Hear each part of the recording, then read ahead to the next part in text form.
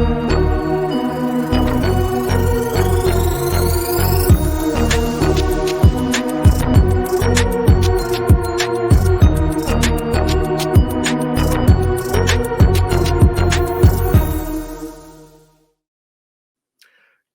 morning, and welcome to the Coffee Crypt. I'm Steve. Angel is off this month, but in her place, filling in, we have great friend of the show, Norin. Thank you so Welcome back, much, Steve. buddy. Thank you so much. Thank you for inviting me on. It's been a blast. I'm so excited to do this next collab with you. This is very exciting. You're becoming a bit of a regular now.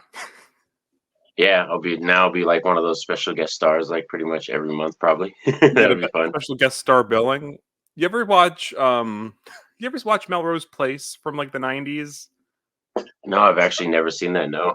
So Heather Locklear is on that show, and it's just so funny. I think she joined in like the end of season 1, season 2, something like that. But even though she was like a regular on the show, she was always billed as a special guest star. The entire show. She was literally, she was just a regular cast member, but they just always put, I guess that was maybe part of her contract or something, but it just, when you said that, it made me think of that, like just always a special guest. That's cool.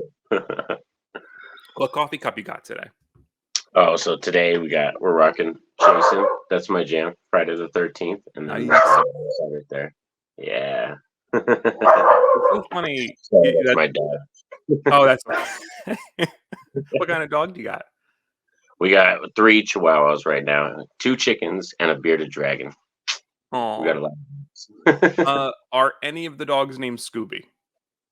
No, actually not. No, it's Bubba, then we got Reese, and we got Yoshi. Oh, that's cute.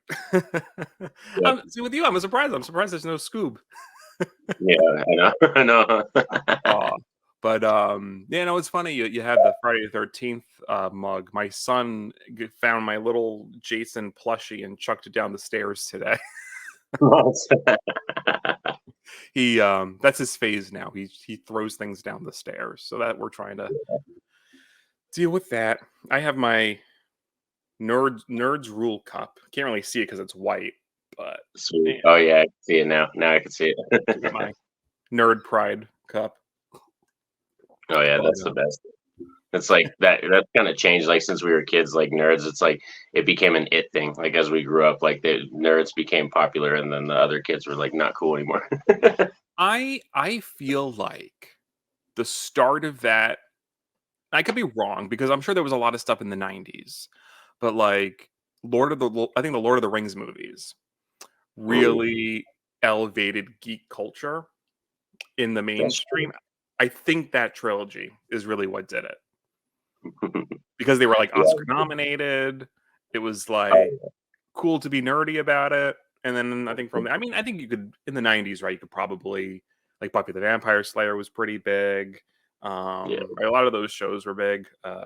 Xena, right? So I think it was starting in the 90s. Even with the 80s, right? With I think of like home consoles being a big thing again. Like, once like Nintendo started putting out things and it was sort of a little more accepted. That was the part of the culture back then, was like you invited your friends over and you actually hung out and you had the multiple controllers and you played multiplayer and everything. Yeah. Well, actually that plays a great segue for our first trailer. It was a few days ago, a week or so ago, we got the first trailer for the Fallout series, which is going to be on Amazon Prime. Now, we were talking about it a little bit at the beginning of the show, or before we hit record, that you and I never played Fallout. Yeah, so we're going to be brand new to this concept for sure. Yeah, so wait, we're opening up the show with a trailer for a game that we've never played. So, but from the trailer, did it sort of pique your interest a little bit in the series, as like maybe you'll play it one day, maybe you'll check it out? What are your thoughts? It's definitely a show that I seem like I could be interested in, especially because production design looks like they really put a lot of effort into it and stuff like that. So when a show is able to immerse you into that world, I'm definitely going to be more open to like digest the other content and everything. The only thing that sucks right now is that like an actual console. So like I'll have to pick up one eventually. Fallout. Well, if you have a computer, you could probably play it on PC. Nice. That's yeah. See, that's another thing too. I always forget that like that there's PC gaming. Yeah. Unless you don't, yeah. I mean, even on a MacBook, you could probably play it. But like, yeah, there's 4 games, I think, and maybe some spin-offs in there. This one looks primarily. It, so I remember some of them are like Las Vegas themes. Some of them are like different locales. I don't know if there's necessarily one through storyline like from character to character. So I couldn't tell which particular game that they were adapting here. I don't know if they're just sort of going all the way to the beginning and kind of filling in the lore of the world. Yeah. Um, Yeah, that's something we're gonna be like have to definitely try to talk to maybe if Angels played with it or somebody else who's like actually digested the games, like if they'll be able to tell us like what they actually stayed true to and everything. But us yeah. being more open to it, I'm pretty sure the show like it'll be fun for us because like I said, we have no ties to the game. So if they do mess anything up, it won't really bother us as much. Yeah. I mean, even as someone who like watches, things that are adapted, like I'm typically pretty like go with the flow when it comes to messing with certain things, right? Because when you go from a video game to a show or a movie, it's just a very different medium, right? You just Oh, tell stories differently. Uh, I mean, yeah, there's cutscenes and it's sort of very cinematic in a video game, but even within that, there's choice and you're part of the story and you get a little more invested in that way. You have to really get the buy-in from the production itself when you adapt it. oh yeah, that's what's kind of cool is like being a when you're a gamer, you have that nostalgia too. Is like it pulls you in because, like you said, when you make choices and you get to participate in the game, it's a so much different. It's another level, of something different when it's just you're watching the show and that person is making the choices already. The writer or whoever they decided to do. Right. I mean, some games are very linear, right? So no matter what you do, the game's going to end up the way it is. But then you have those games that are so like about the choices you make. It's very Yeah. hard to sort of like, all right, then what do you do? Like I think about like how do you adapt something like an Until Dawn, Oh wow. Yeah, I know that'd be kind of crazy, huh? right? Because it's all about choices, right? So it's like who do you choose to keep alive and kill or whatever. Yeah, it's But one I of will my say I favorite games. love. Oh Go no, ahead. go ahead. Go ahead. Oh, I was gonna say one of my favorite games that had to do with a lot of choices was Mass Effect. It was kind of like Oh that, where you yeah. had to make all the different choices. I just downloaded the I'm just gonna move my screen. I forgot what it was called. It was like the special collection. It was on Steam for literally like $10. It was like the legendary collection, so it was the first 3 games. That's The fourth awesome. one's what? Andromeda, right? Yeah, I think so. Yeah, Yeah, I don't think I've ever played the fourth one. I've only played the trilogy. yeah. Um but yeah, all about those choices. And I don't think I ever really played the first one because when I started playing them, I think the first one was still an Xbox exclusive and I had PlayStation. Oh, okay. So so Mass Effect 2 and 3 came out on PlayStation, it still didn't have 1. So when you started a new game on Mass Effect 2, you had to make the decisions in 1 to carry over into 2. That's cool. Wow, I didn't know So that. yeah, so it would start off like a little sort of like storybook cutscene, and it was like, "This is Shepard, and this is what happened, and what do you do here?" Okay, I choose A, and now then it tells you what happens from that. And then those choices get ported into Mass Effect 2.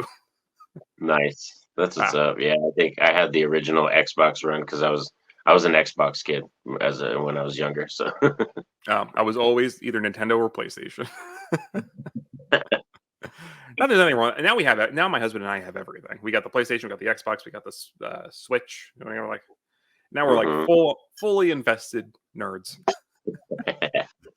But I would say the one thing I thought looked really cool in the trailer, because I love that we're talking about Fallout, but then we go into Mass Effect. We're like not talking about the trailer. I think it's Walton Goggins. He sort of looks like Red Skull. He's got like the nose. Yeah. He looks like the Red Skull from Captain America. Yeah. Yeah, the character designs look great. Yeah, that's why I was like, they it definitely looks like they committed to the lore and the world, like of building the world building of it. So Hmm. that's why I'm hoping that it's just very immersive. That's the cool thing about a show too, is that there's much more time and hours for you to get invested in characters and stuff like that. I know some people, if No. they don't have a lot of time in their life, shows aren't going to be a great thing for you because movies are like quick done in an hour and a half. But for us, like content creators and people who digest the movies and the TV shows, it's going to be fun for us to get immersed in this new world. Oh, absolutely. So any other thoughts before we move on to our next trailer? No, I'm cool. Let's keep it rolling. So this next one I'm a little bit more educated on. So we got the trailer for Furiosa, the next Mad Max film. Um, So I just remember just being blown away by Fury Road. I love that movie. I will. I'm due for a rewatch, but I actually think I saw that movie first, and then I went back and watched the Mad Max films, like the original, oh because I wow, was. yes, yeah. I have my I poster was right gonna say, yeah. there. So you tell me, are you excited? Because clearly, I think you're more of a diehard Mad Max fan than I am. I'm definitely excited because this is a universe. Like when I think about movie sagas or trilogies or just franchises in general, this is one that everyone hits for me. Even though the third one is kind of hit or miss for some people, like Welcome to the Thunderdome. I think all of these films are positive reviews for me. I would give all of them positive reviews. And I'm so excited because we have Furiosa and it's Anya Taylor Joy, who's just, she's totally knocking it out of the park with every role that she picks up. So I'm pretty Absolutely. positive she's going to knock this out of the park. Oh, she's one of my favorite new actors on the scene, 100%. Definitely. She's Um, got so many layers to her and so many different characters that she plays. So it's going to be exciting. yeah, I mean, I'm gonna miss Charlize, right? Because she was Furiosa in Fury Road, but like, obviously, it's a prequel, so you're not gonna have Charlize. You know, it's we're getting more of a backstory, right? I think it's like 30 years before Fury Road or something. Yeah, that's what's kind of crazy is this is like, it's a big gap. And I'm nervous about if they're gonna just drop stuff that we don't want to know, but it kind of seems like it's all gonna be little nostalgia, just little things like from Fury Road that we're gonna be like, oh look, there's that character, that's how that happened, kind of thing. I think it's just more gonna focus on her character and why she is the way she was when we saw her in Fury Road. Absolutely, it feels like they've kept the energy of Fury Road in this. This sort Yeah, of like definitely. high octane kind of just feels like. I mean, what I love about Fury Road is that it just felt like just one long chase, and it was just so like it was just so clever and really exciting. The imagery, right? I probably think about the flame guitar daily. It just randomly will just pop into my head just because how cool it was. Oh yeah, a lot, and like it's cool that like all those cars, everything, a lot of that is all practical, and that's Hmm. what's cool too. Like that's why that movie is gonna stand the test of time too. Is like all that stuff, all the cars, the crashing, a lot of it's realistic, all stunt drivers. So it's really fun to Yeah. see that kind of stuff. I wonder what the ratio is in this of like practical and CG. A lot of this looks practical, but then maybe there were a Yeah, couple of instances where I'm like, oh, that might be CG. I don't know. yeah, definitely. There's some instances what with her arm, I know for sure. It looks like there's a little bit more just from the trailer, just from the Mhm. scenes that we saw in the trailer. It looks like there's a little bit more CGI in this one, but that's okay. That's all right. Yeah, I'm not like a never CGI, right? Like I'm like sometimes you gotta, but you really better work on it and make it look effective, right? Do what you can. Sometimes less is more, right? Oh, yeah, definitely. You got to kind of mix it in with the realistic because when you mix it in, that's when it looks the best. When you're able to kind of add it as like something to spice up the scene that you're in, not just fully commit to the CGI, and that's all we're looking at. It's the icing, not the whole cake. That's right. That's really what it should be. Um, but yeah, no, I'm excited. I think Anya's like fabulous. The world, it looks like it sort of matches that energy. Just in general, what's your favorite Mad Max film? That's going to be the second one, Road Warrior. The second one's my Oh yeah. favorite. Yes. Oh yeah, definitely. It's. I think it's because the bond with him and the dog, the side characters, our main villain. It's just the one for me that I have the most fun with. I love all of them, but that's the one I have the most fun with. The one that I cry the most on though is the first one. Like when I still watch this one, I still get Yeah, emotional sometimes when I watch it. absolutely. You got a soft spot for dogs, though, right? I think I remember during our Christmas special, you were talking about how you like the new Grinch because he's much nicer to Max.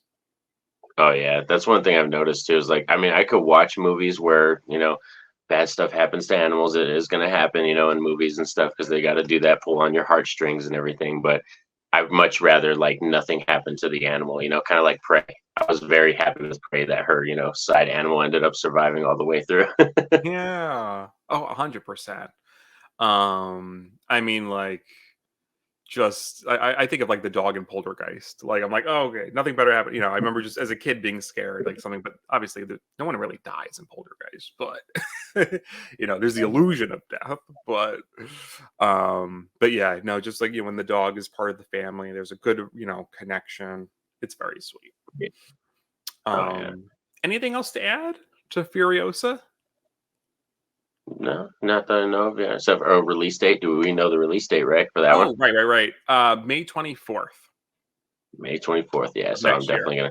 I'll definitely try to make that a theater experience because Fury Road was one of my wife and I's like favorite theater experiences. It was really fun. Oh, yeah. So funny. You mentioned going with her. We went as a whole family, sort of. We were on vacation together. We went to an IPIC Eden Theater. We were in Florida. It was me, my husband, my brother-in-law, and my mother-in-law. And she fell asleep during Fury Road, and I was Oh like, yeah. "How do you fall?" It was we make fun of her all the time because it's just like her like passed out, and then there's like, and I'm like, "How are you sleeping through this?" Um, some people, yeah. Sometimes that music or that loud noise is therapeutic. Just kind of puts you to bed. I guess so. I don't remember if we said the release date for Fallout. But just to go I back don't on think. that is April 12th on Prime. So April 12th for Fallout, May 24th for Furiosa. Yep. Sweet. Uh, so our third trailer is for Godzilla X Kong: The New Empire. Yeah, there's my boy. So it's a new adventure. It really feels it's going to be more creature heavy than I mean. There's humans in it. Like we got Rebecca Hall, is back in it. We got Dan Stevens, who I love. He's going to be in it. Kaylee Hoddle, Alex Ferns, Fala Chem. I Right. didn't say if Millie Bobby Brown was coming back, huh? She's not coming back, right? I don't think so. She's not listed, Yeah. but she was in King of Monsters and versus Kong. Right. She was in the last two. Yeah. Surprised why? I mean, like because she's so big from Stranger Things, her asking price might have gone way up. Who knows? That's true too. It does happen. You want to get that more money, especially she deserves it too, because she's doing a lot of Oh, great she's things. great. She's phenomenal. But now Stranger Things is coming to an end, so I'm curious. The power if that changes, but or like like the draw sometimes Yeah. changes. But so it's Godzilla teaming up with Kong to tackle this sort of new threat, Scar King. The Scar King, yeah, is his the name. Scar Yeah. King. That coming off of the heels of Godzilla -1, this is very different tonally speaking. That was one thing I remember thinking that when I saw the trailer drop, like I think like within 48 hours of -1 being in theaters, they dropped the trailer for that one. And I was just like, oh, that's a big mistake. Like, I'm excited for this one. Don't get me wrong. I just thought it was a huge marketing mistake to do it on the same weekend that -1 dropped. And I think Yeah, they didn't necessarily know that -1 was going to be such a big deal because it's a big deal. Like, this movie yeah. blew the doors off and is setting records across the board. So it's like, I think Godzilla X Kong, they just timing wise was a little wrong. I mean, maybe they thought like they were like, oh, okay, people are talking about this. Now is the time to get the buzz going, right? Yeah, that's true.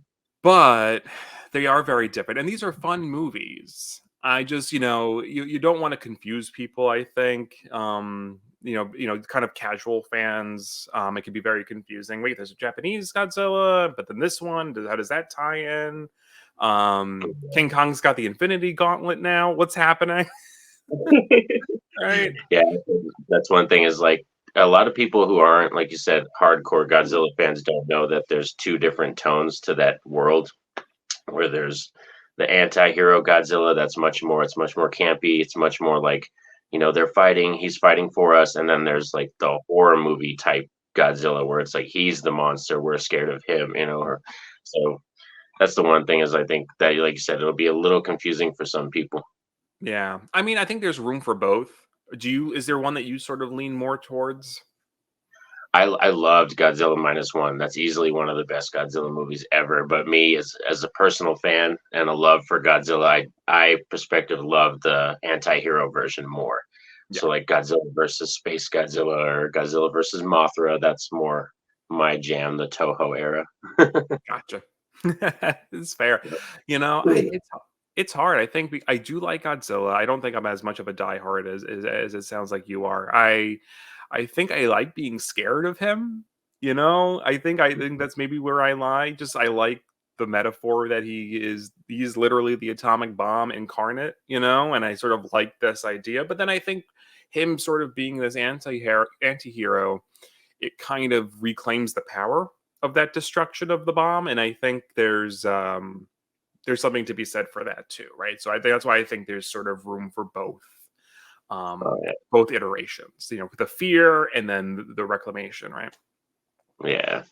And I think this one it looks like it's gonna be more of more heavy, like you said, with the creature stuff, because we're going to get a lot of background stuff about the Scar King and how he's related to King Kong, because it looks like Yeah. they're from the same kind of type of family or whatever thing.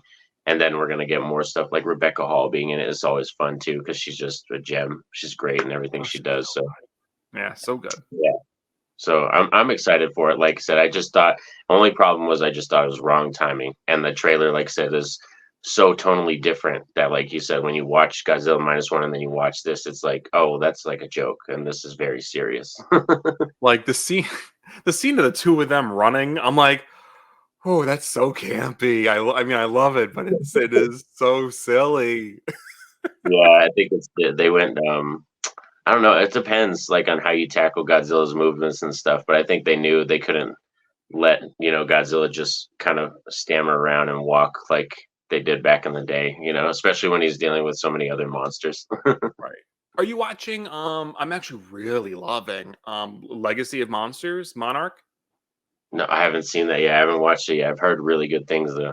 Yeah, I'm caught up. I mean, so I think the season's about halfway done. I think the new episode comes out either tonight or tomorrow. Or the new season, new episode, whatever comes out tomorrow. Really good. I mean, like emotional, like intense in moments. Like it's definitely more of like scary, because you have like the main character like struggling with like PTSD from G Day in San Francisco. You know, so like was it San Francisco or LA?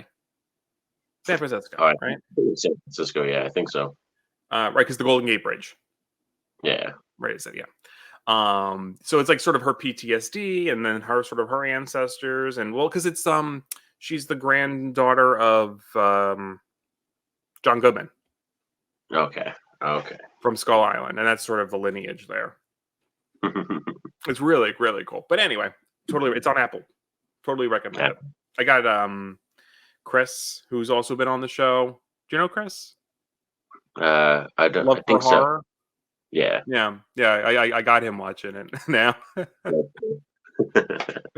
But yeah, so Godzilla Kong X Kong. Is it supposed to be? Is it pronounced Godzilla X Kong or Godzilla N Kong? What are we supposed to say? I don't know. I just do X. I do the X. That's how I've been saying it. Yeah, when I tell people. Okay, so because I always ignore. You ever see the anime Hunter x Hunter? Yes, I have seen that. I Yeah, never. Hunter. Some people say the X. I never say the X. I'm always like it's Hunter x Hunter, not Hunter X Hunter. I don't. What do you say? I say the X. Yeah. The X. I always ignore the X. I don't know. I just assume it's supposed to be like a stylistic choice to separate the words. Yeah. But Sometimes it does feel like it's more of a visual thing, not something you actually say. It's just like a visual thing for your eyes, you know? right, that's what I it's sort of like when we put the line in our YouTube titles. I just, you don't say L or whatever. So that is April 12th.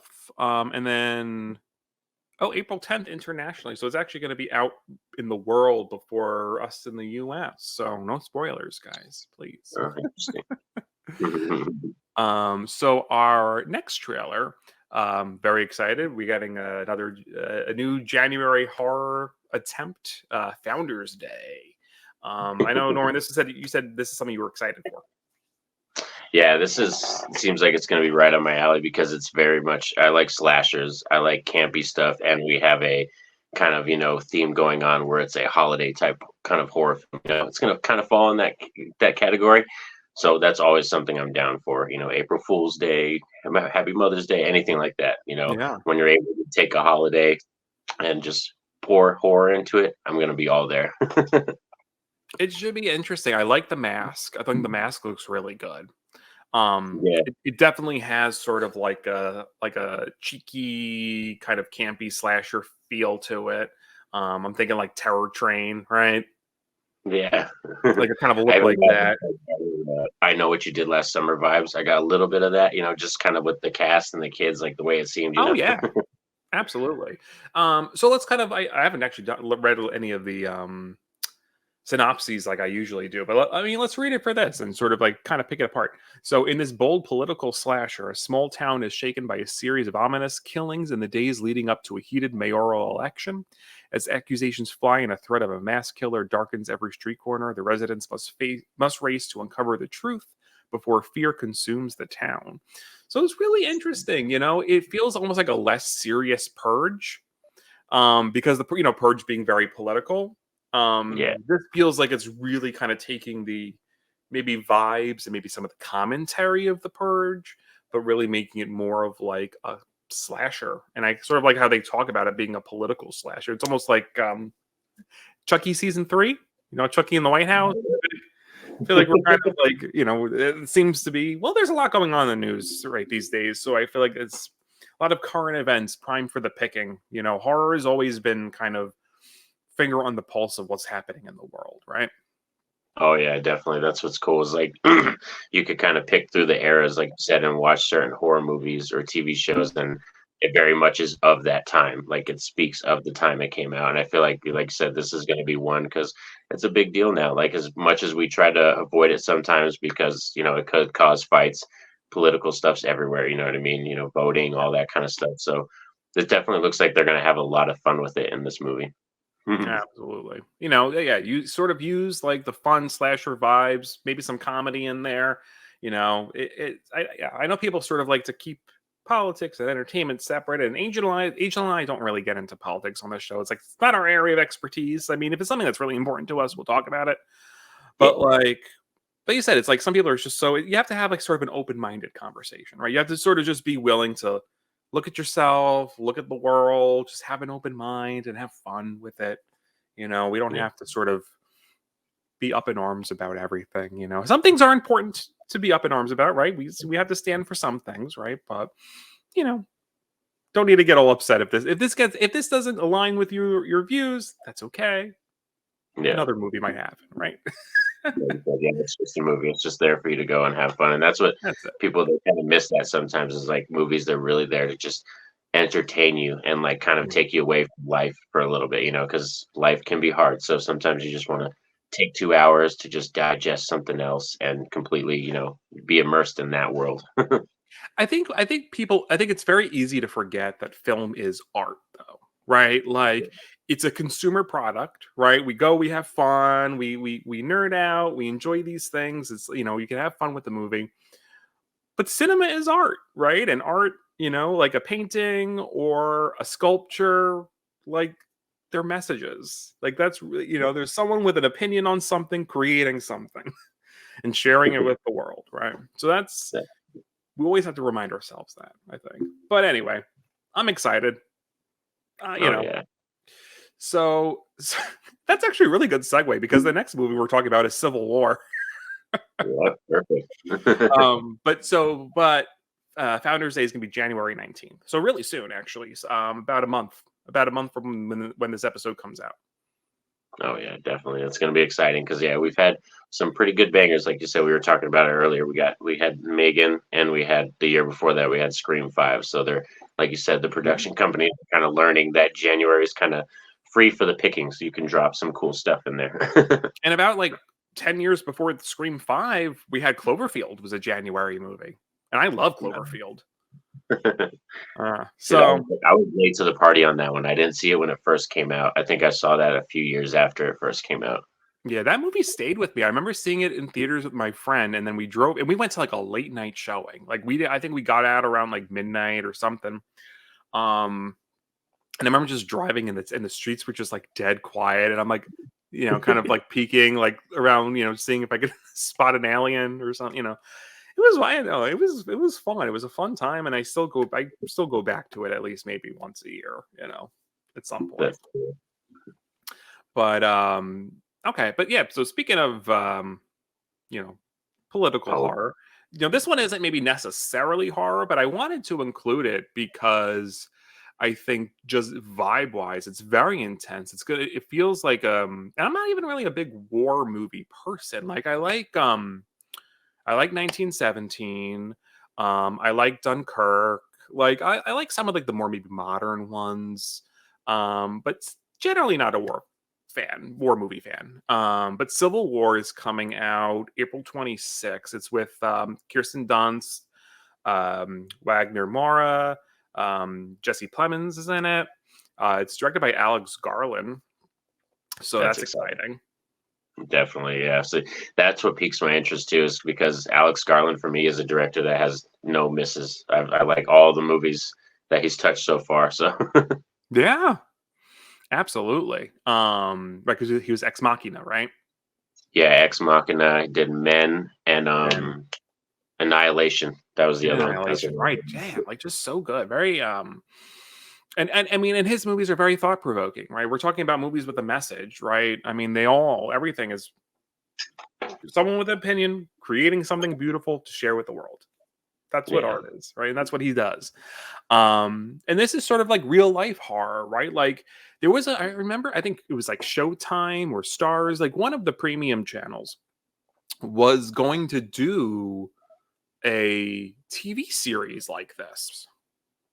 Wow. And I think it sort of fell through. I don't know what happened with it, but I don't know if this is at all connected to that.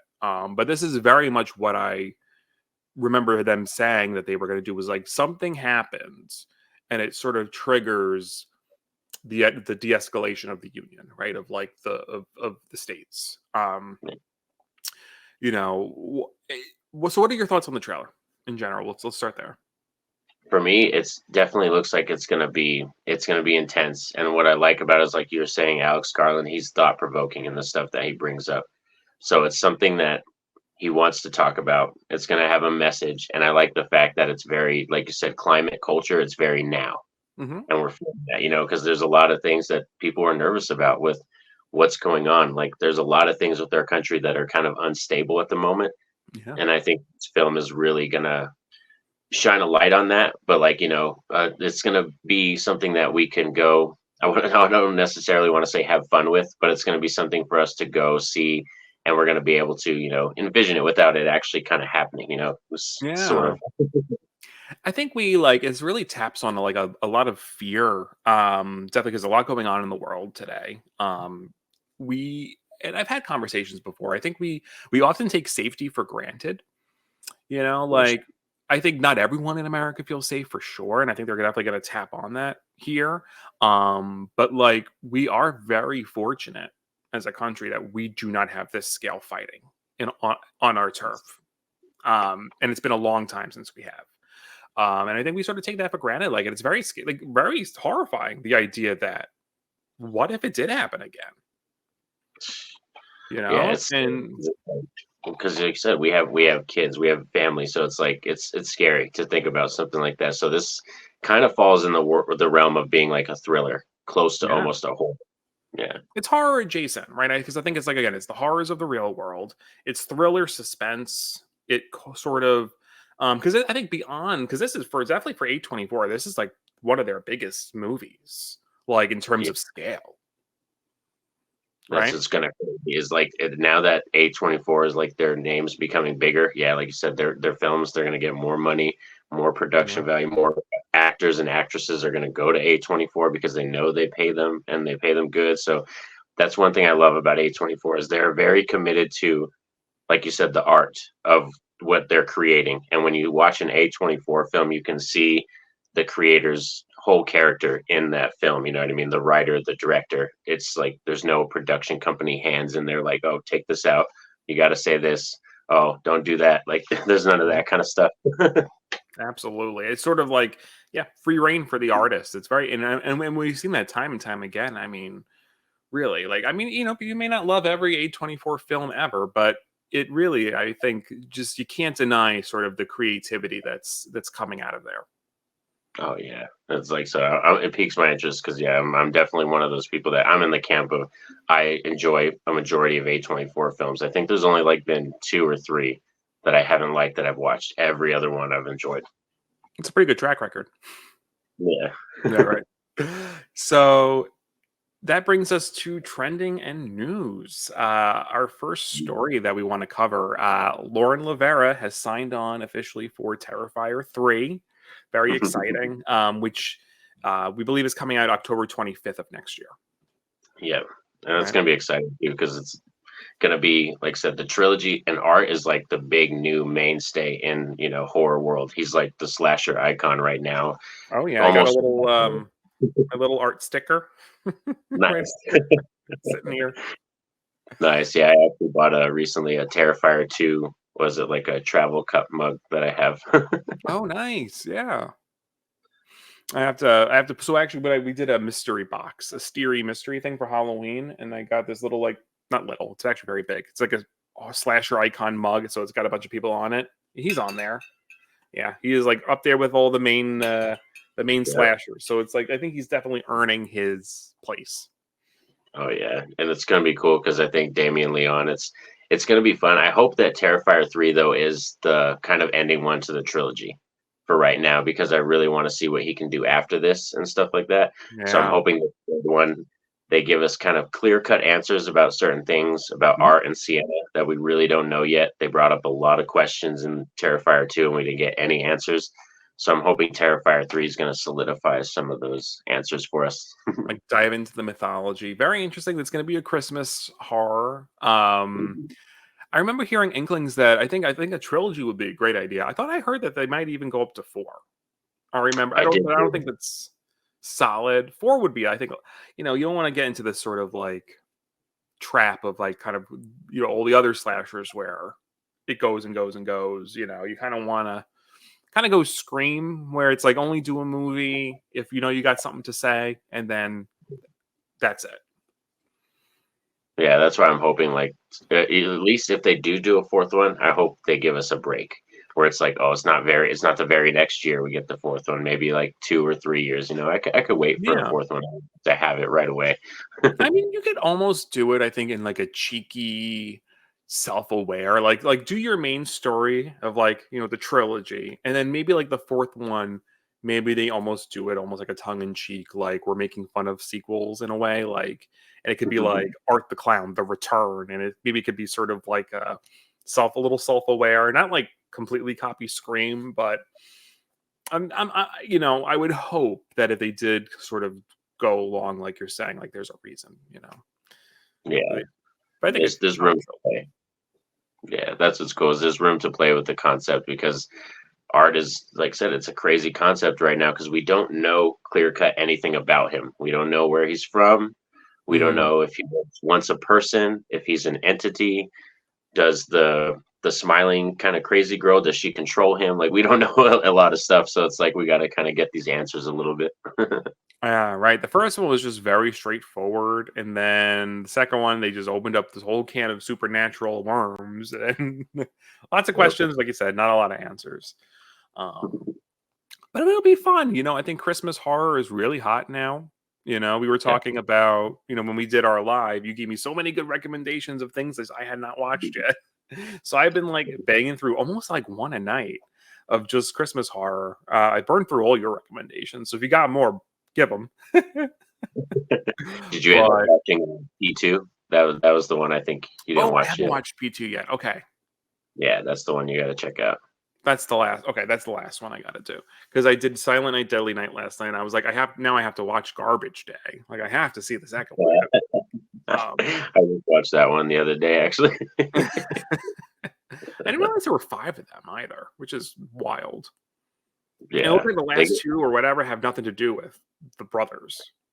no, yeah, the last two have nothing to do with them. It's weird stuff. Yeah, the fourth one takes a turn, and then the fifth one is the toy maker or the toy Yeah, master or something like wild. I mean, I'll take that. it. It sounds fun. But yeah, no, excited. I know a lot of people were sort of anxious about him killing kids on Christmas art, but you know, it's art. I'm okay. Yeah, like, so it happened in I was all for it. It happened in, what was it, Christmas Bloody Christmas. There's a scene that happens to like the neighbor across the street when they're watching. That was crazy. I was like, oh my god, they went for it, and I'm fine with that. Like that's Well, one and thing. then when he goes in Christmas Bloody Christmas to kill someone else with the axe, the kid is still on the axe. Yeah, And I thought it was so funny. yeah. See, for me, I like horror movies that do that because it just lets you kind of know like no one's safe. Anything could happen at any moment. So it's like, just be prepared. Like, Right, right. You're not like watching it. I think people get confused. It's like we're not excited to see a kid die because oh yeah, kid is dead. It's like it's just a horror movie. Right? It's sort of like to keep it realistic. It sets stakes. We're not like yeah, I don't know. It's sometimes I think people take it a little too seriously. Oh yeah, that's what's kind of funny is like I remember growing up in the 90s and like hardcore like moms protesting against Jason Voorhees and Freddy and stuff and just like never again. I don't want my kids. These movies shouldn't be in theaters. Like it just made it more popular. It just made horror more popular. More people loved it because they were talking about it. It was like free publicity for Yeah. these movies. Horror has always been exciting for people, and it will always be exciting for people. I mean, like going back to like freaking, I have all my classics, right? I got my Edgar Allan Poe. I've got like Lovecraft. I've got some old Penny Dreadfuls. It's been around for hundreds of years. Horror, it's always going to be here. So get used to it, people. Definitely.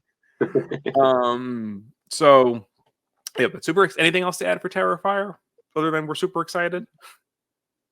Um, no, that I'm happy we're getting our final girl back. I'm glad that she Yeah. committed to because I think Deanna's a great character and stuff. So, and Oh, I believe she's and the brother committed to, right, the actor. I can't oh, remember I his think name though. so. Yeah, Yeah, I would hope so, right? Because the mom got killed off, but at least the 2 of them would be great. And I think all of her friends are gone, right? yeah. So it's gonna be just her and her brother now. Her Yeah, and her brother. And so I'm hoping we get a little. It'd be fun to sort of see her really take on this final girl trope and like really explore like because she's really in quite a Laurie Strode situation, right? Where she's kind of yeah, cut off. I mean, she's got her sibling, which is something which is a little bit more than what Laurie had, right? But like all her friends were gone, right? It's quite a situation to be in. But now she's got this yeah. sort of like supernatural role to fill. I know that's what's gonna be cool. Is like, does she gonna have more powers that she discovered by the time we get to Terrifier 3 and we see her? Is Hmm. it it's gonna be interesting. Gosh, absolutely. So that's yeah. So October 25th, we know that it's gonna be next year. So are they filming now? Oh, I'm pretty sure they're probably gonna start filming in January or February, January, probably. right? Yeah. Well, I guess if people are just signing on, right, they wouldn't be filming or confirming. But yeah, so super. We'll be looking forward for the real the official trailer to come out because we got that little teaser, but that was it. We'll be keeping an eye on the trailer. This next bit of news, I am really excited for. So Lee Wanell is going to be doing a version of the Wolfman for Blumhouse. I love The Invisible Man. I really Yeah. love that film from what was it, 2020? Yeah, a lot of people do like that one. I'm more of a Hollow Man fan. I love Hollow Man with Kevin Bacon.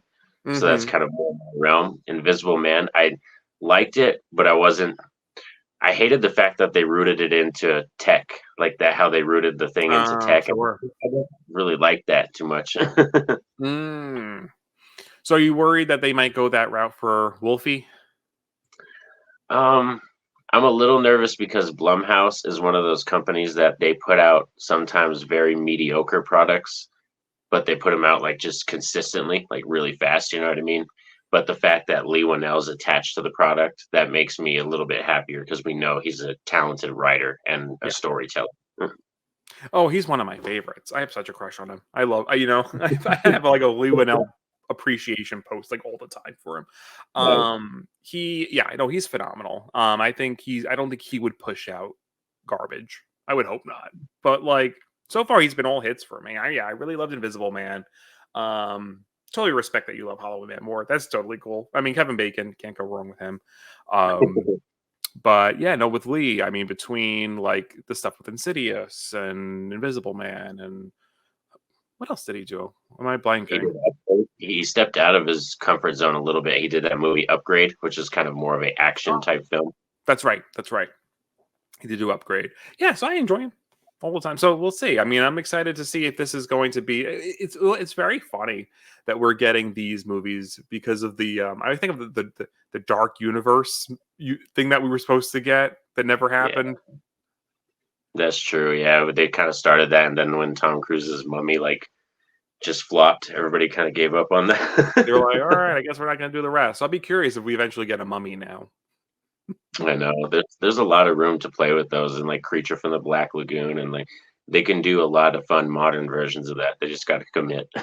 Yeah, yeah. Maybe Lee can do all of them. That'd be kind of cool. His own little universe, like the LWCU, the Lee Winnell Cinematic Universe.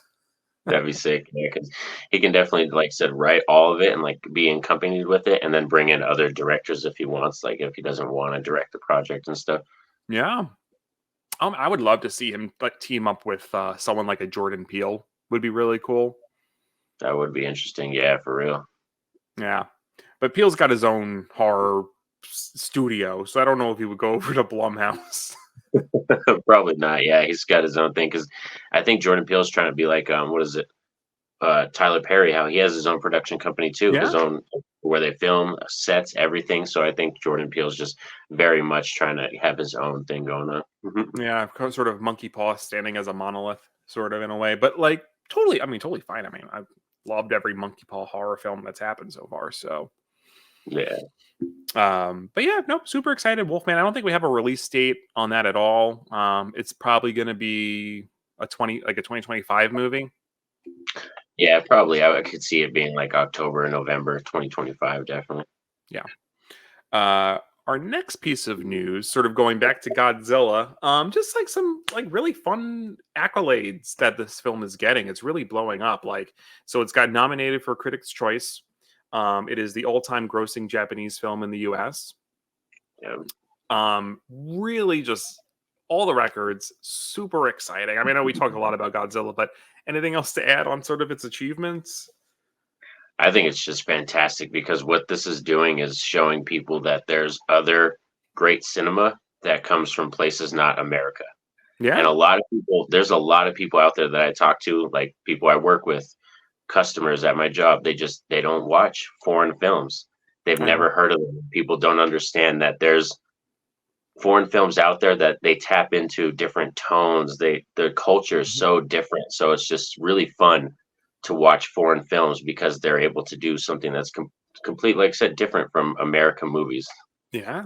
100%. I was just reading I haven't had a chance to see the movie yet, but the new Miyazaki film, Boy and the Heron, that just Oh, came I've heard out. really good things. I've heard really good things.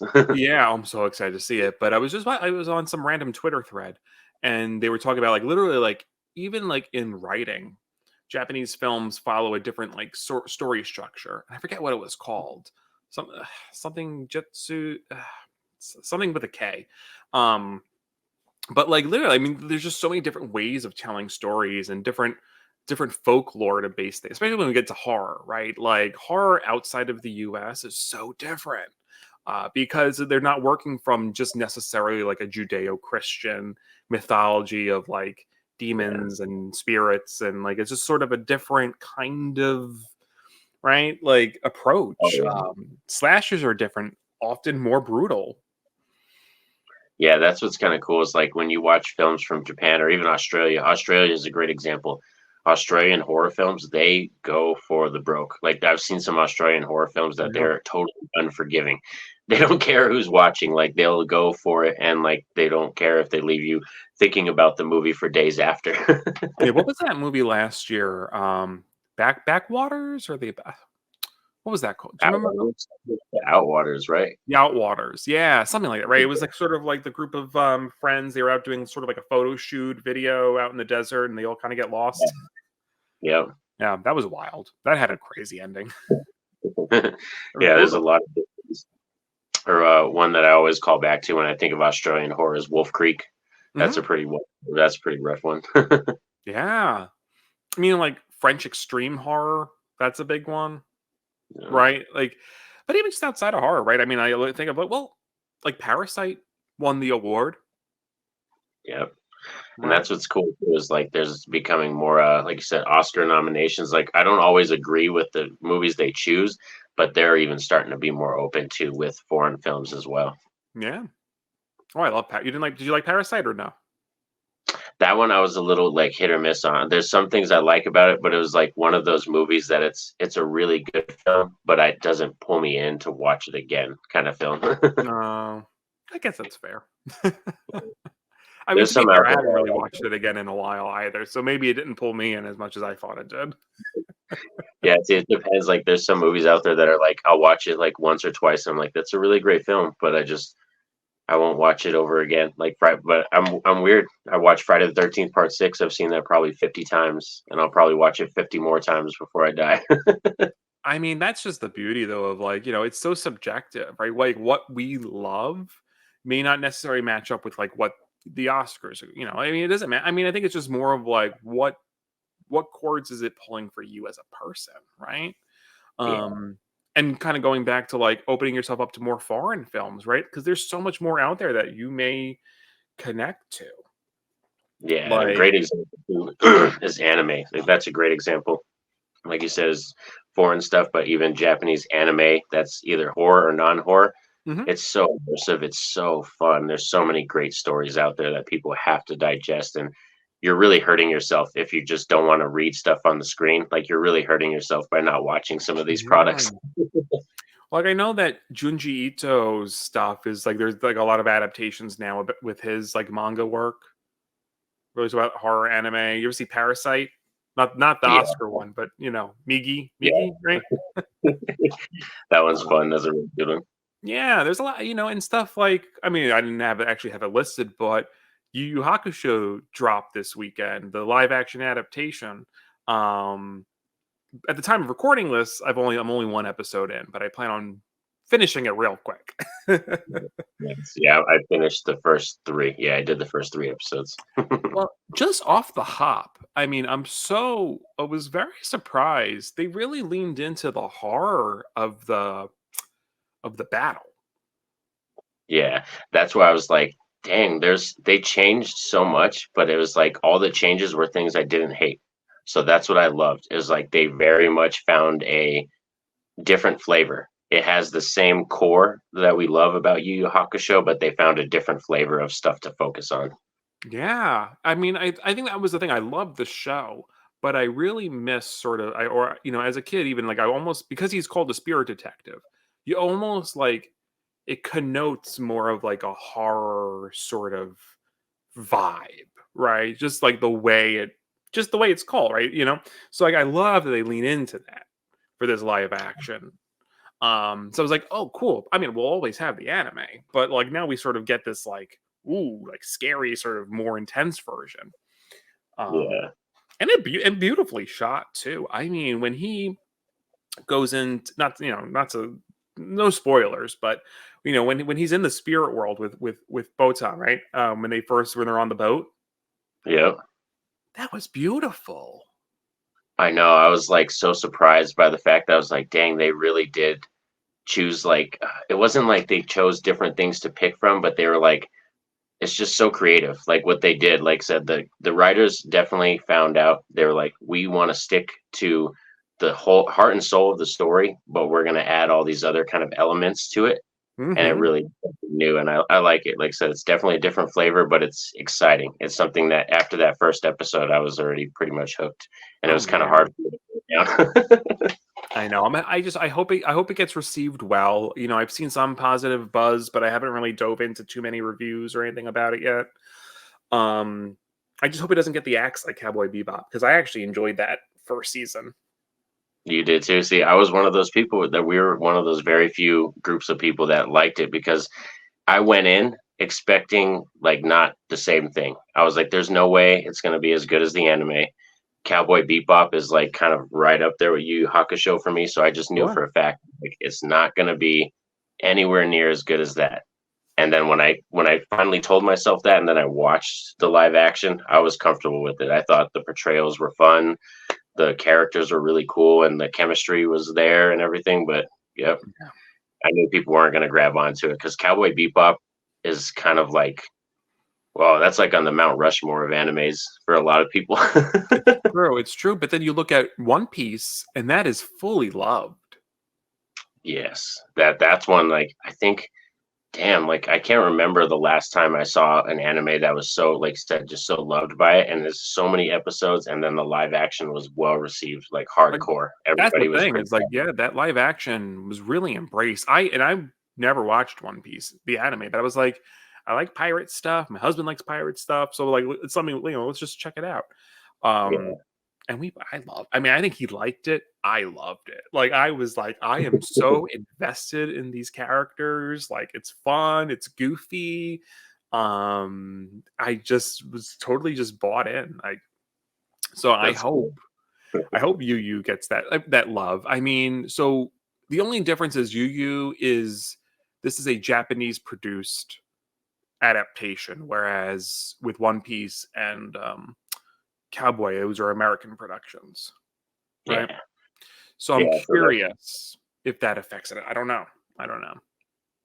yeah. We'll see. Like I think what's going to be cool about this one is like Yu Yu Hakusho. It's been so long since that original show came out, and they haven't really touched that franchise or done anything with it for years and years. So this is going to completely open up the doors for new fans. Like there's a whole host of anime fans that just don't even know about Yu Yeah. Yu Hakusho. They were born after that, you know. So now they're going to be able to watch this show and be like, "Oh wow, like let's go back and check out this anime and see what it's all about."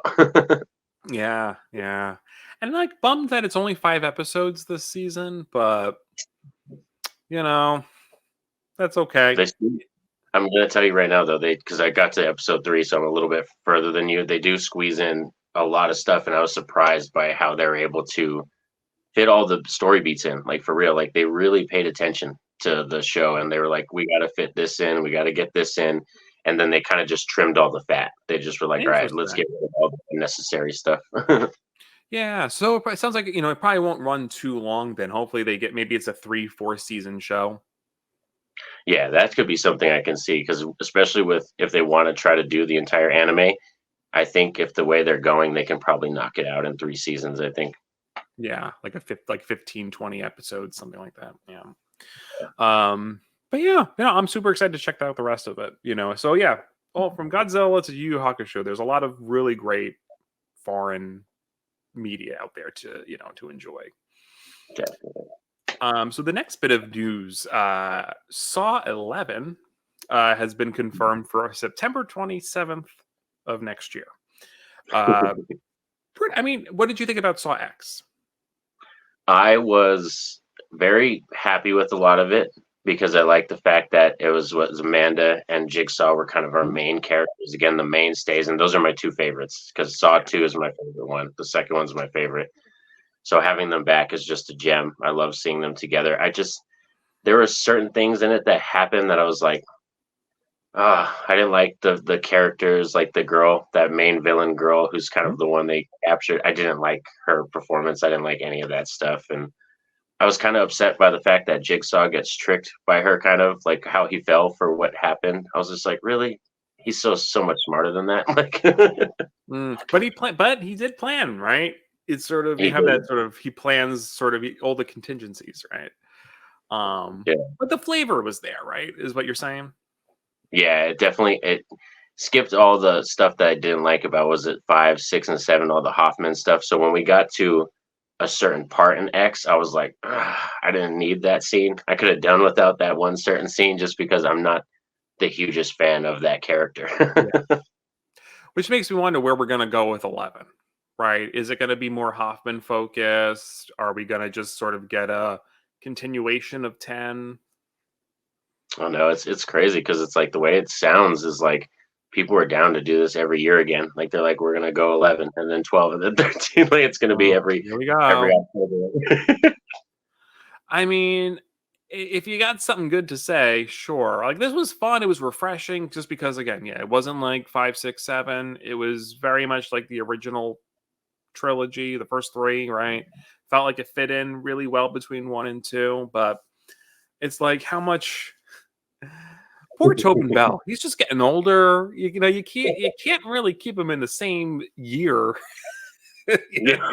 chronologically speaking. I mean, gonna have to really CGI him at some point.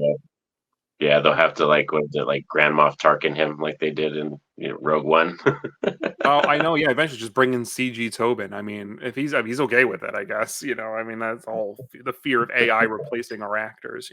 But Yeah. like, man, it is wild. They're gonna have to figure out a way to realistically keep it going. I don't know how many sort of midquels, like prequels, sequels that you can squeeze in realistically, right? Sort of, it's going to be a really wonky timeline now. Yeah, I feel like if they do, I feel like they can maybe squeeze out to 12. I think if after 11, they could probably do a last one, like a 12th one. And I think 12 is kind of a sweet number. And plus, that's kind of how many Jason movies we have. It's just a nice little number. And especially Yeah. when you want to go small and stuff, it's like, oh, let's binge the Saw movies. Well, it's also like what do you have to say with these movies, right? I think like X had a really good commentary on like the medical system. I think, but what did it really reveal? Is my thing, right? Like X was fun. I liked it, but it didn't really reveal much about the character. We sort of knew that he was sort of upset about the way the medical, system was treating him anyway. We knew that was part of his anger and part of why he does what he does. So this was just sort of like a extension of that. I think people were just happy too. Saw fans, they just were like that he was back in the lead chair and Oh he yeah, was there. yeah. That was one thing I think we kind of needed. Be like as Saw fans, they needed that to have him back and have a film that was just him and Amanda, and they didn't try to try to take any leaps or bounds or any risks. It's just kind of a very comfortable prequel type film. Yeah, yeah. But I mean, with 11 and maybe a 12th film, that they sort of, my hope, I mean, is that it's sort of, they just keep it fresh. And my hope is like, really say something new, something meaningful, reveal a different facet of the character. Now, I don't mean you have to do like some crazy soap opera reveal, like Jigsaw had a twin brother this whole time. Not like that, but like, just like, what else more can you say about the character? I would Yeah, love more Amanda. she's great for real. Like I think that the actress, that character is one that I really love. It's such a layered character that's relatable and three-dimensional. So that's what's really cool. I would love if 11 was really more of her movie. I mean, because she got killed off so early on in the franchise, we only got a little bit of her in flashbacks after 3, right?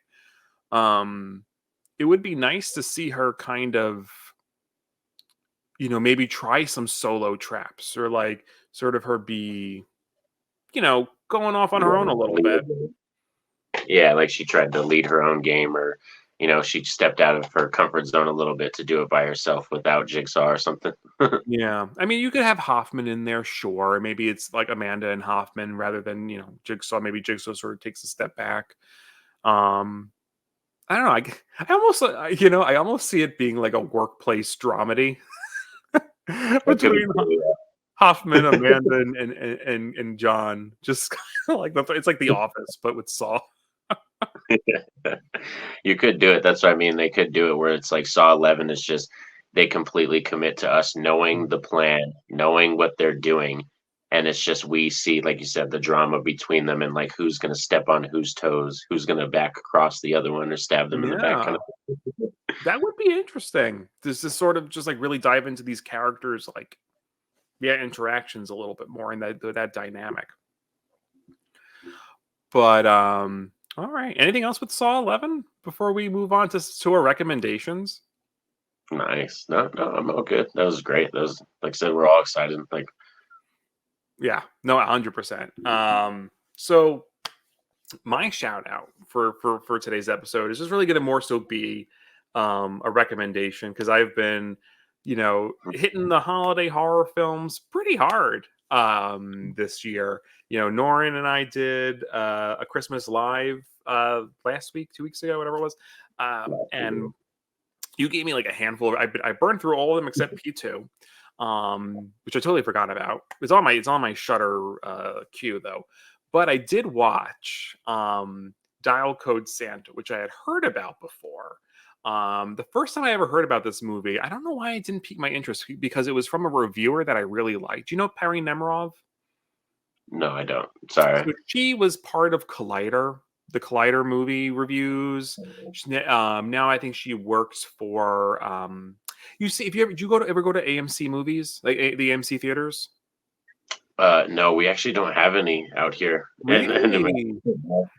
Oh, well, she sometimes shows up. She has Perry's picks at AMC theaters, so she actually will have like a little like 30-second to a minute of where she talks about the things that she's looking forward to, and they'll play it before trailers. that's cool. So she's pretty big, kind of, like I love her. But anyway, she talked about it on her show once, like years ago. But anyway, I finally was like, let me just freaking watch this movie because I heard other people talk about it. And now, sort of being a horror content creator, it's like I kept coming up. And now I know why. This movie is so freaking good. So for people that don't know, it's Deadly Games, aka Dial Code Santa. It's sort of the subtitle. It's a French. It's not extreme, but it's a French version of Home Alone, essentially. Yeah, It's a kid and his mom and his poppy, his grandfather. They live in this mansion because the mom is rich AF. She like is the head of this company, whatever, and she's got to work Christmas Eve. Tommy is the boy. He like wants to meet Santa Claus, so he wants to stay up. He like talks to like this creep online, who then figures out who his mom is and then tracks him down and becomes this whole like cat and mouse game of like on Christmas Eve. And there's a dog, and which sorry, my face is probably a spoiler, but there's a dog situation in this. But the Poppy was the star. This grandfather, let me tell you, I wanted to protect him with my life.